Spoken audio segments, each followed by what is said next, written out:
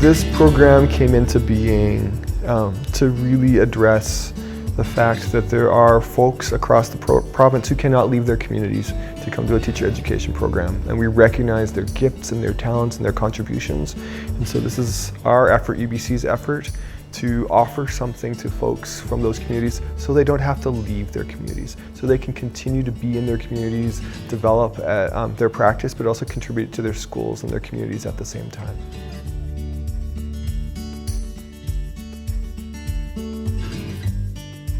Pull a little bit of tension back, and you can see that if some people are pulling too hard or really leaning into it or goofing off, it can throw off the whole group. One of the things that I see across the province is that there is definitely a teacher shortage, and I think that what's great about this program is it's solving that problem. It's solving the issue of teacher retention. We are the first program in British Columbia to have permission from the BC Teachers Council, to have a large portion of our courses online. And what that has allowed is for folks to stay in their communities during the school year. We come together for a month in the summer, but then we're in our schools or in our communities working during the day, and then we have classes in the evening online on Tuesdays and Thursdays. What that has enabled is it's created access for folks who are educational assistants, teaching on letters of permission, Indigenous support workers, and other folks in the community and schools, school staff, to continue to contribute and be and fill those jobs that there's no one to replace them in, but also have access to this program. So we come together in the summer to build community and connection, but we also go back to our communities and contribute there and learn online during the year. It's getting teachers from their local place. And I think that's what's really beautiful about that is we come here and we learn about the importance of place-based education and land-based education. And then it allows us to go back home and kind of bring that knowledge of what we've learned back to our communities and apply it there. It accommodates for individuals who have a family life or a working life, as well those who are living in rural areas. So we all come together once a year.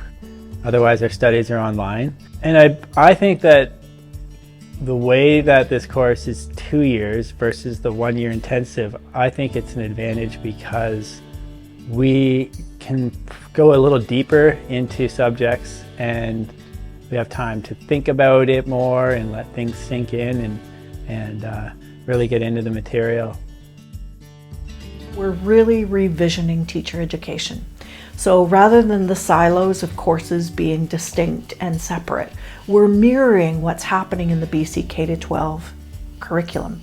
And that is looking at big ideas, how those things cross over and blend between courses. We have taken our Indigenous education course and foregrounded it, put it at the very beginning instead of partway through or at the end, because the prominence of that Indigenous education course is critical to continue to weave through the entire 2-year program so that students have a strong foundation and through the Indigenous circle are strengthened by Indigenous perspectives, worldviews, and voices. Representation is a form of harm reduction. So as an Indigenous person teaching about Indigenous things in an Indigenous course, representation is a really important piece. And so here we are, we're master's students, we're PhD candidates, and we're teaching these courses about Indigenous perspectives. It is so valuable to have Indigenous voices doing that work. I think our involvement will unfold over time, and so teaching the course was the first step, and then teaching Edu for 40 again with the new cohort that will start next summer, and then also being part of the video series. So I think it's just unfolding in a very organic, natural way, and it's not forced. And so, we're always being asked to not just sit at the table, but actually have a voice at the table. And I think that that's important and really thankful that that's happening. From the very first semester, we thought about how do we engage in equity and diversity and decolonization work. And so we purposely chose 3 courses to begin with. Ed Studies 401, which really looks at diversity and society. And there's a pretty strong critical theory or social justice lens there. We also start with Indigenous education in Canada, and so working with our Indigenous Circle, we had a team of 4 Indigenous educators co-creating and facilitating learning together.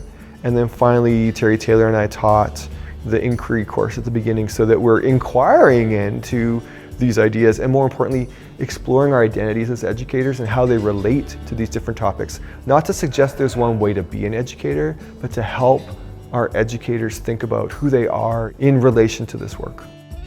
So I would say the biggest impact I've had with the UBC program is that prior to coming into this program, I really thought that teaching was, your traditional form of, all right, I'm gonna put out the material, you're gonna fill out the answers, you're gonna try and remember it to the best of your ability and regurgitate it, and then you're gonna forget it forever.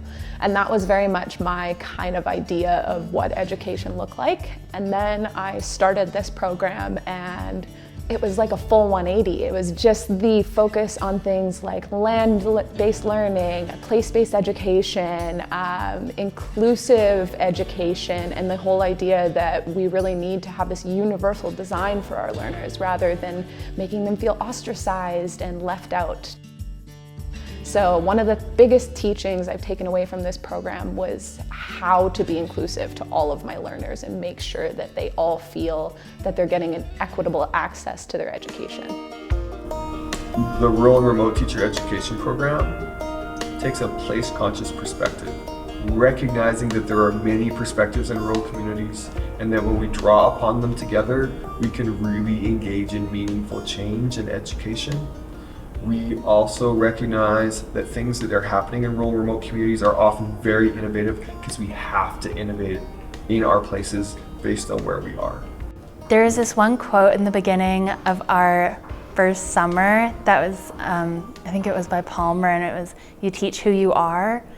And so really to me that just means like being the best person that you can be, because that's who you're gonna bring to class every day to your students. And I just thought it was so beautiful. And so being authentically yourself is, I think, something that they really look for in this program, and they really nurture. It's a lot, it's intense, but you are so well supported here, and you will make amazing connections with people from the entire province, which is not something I thought of when I was applying for education programs. I knew that forming connections and having people to collaborate and work with and support you was important, but just the being able to have the whole province and all those different regions is really, really cool. So yeah, great idea. In all honesty, it is a lot of work because a lot of us are working at the same time as taking courses, but it's where your heart is, it's what you want to do. And for those of us that can't leave our small communities because of family commitments or other commitments, it is such a great option for us to learn and actually fulfill those dreams. We have been building the momentum and the enthusiasm for this program across the province. There are so many folks who are really keenly interested in staying in their home communities and contributing to those places.